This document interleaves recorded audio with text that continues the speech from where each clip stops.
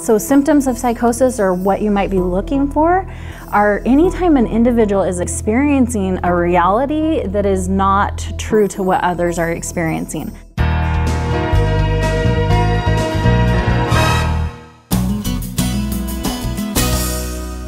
Our understanding and treatment of physical illness has come a long way in modern times.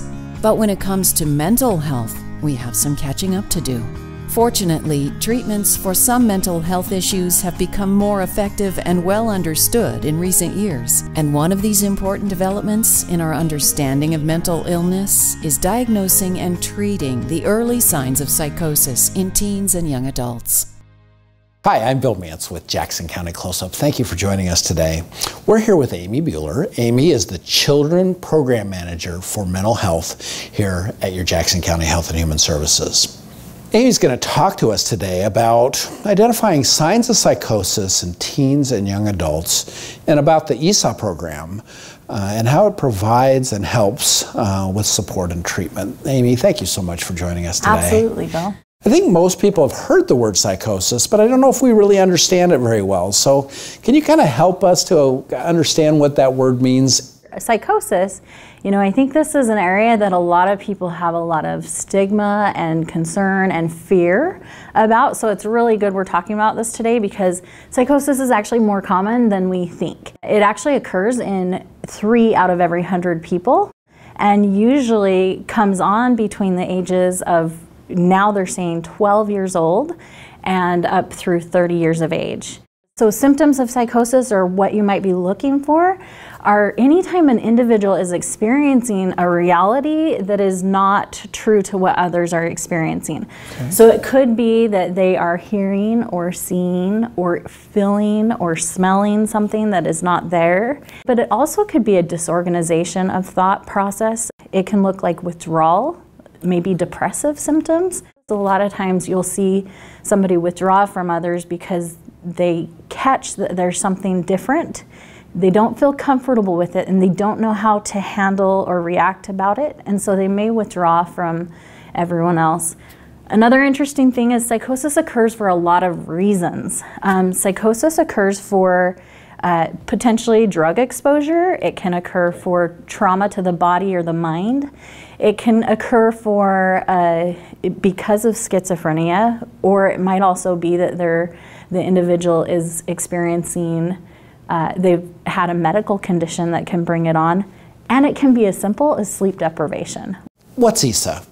So EASA stands for Early Assessment Supported Alliance. This is a program and a network of services throughout the state of Oregon. Being early assessment, so the whole purpose is to assess the individual early in their experience.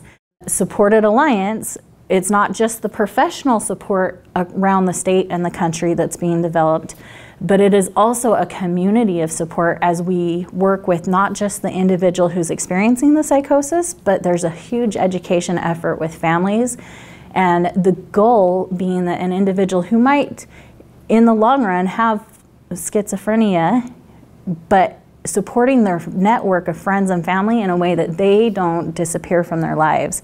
And that can sometimes be the thing that prevents individuals from homelessness, job loss, loss of other friends and supports down the road. There's a lot of good resources at EASAcommunities.org. So that's a place that you could even take someone to look at some videos in advance of referring to EASA and see if they feel like, yeah, this is what's going on for me. A lot of times there's relief that comes with it, but then there's also this concern, a bigger, more ominous feeling.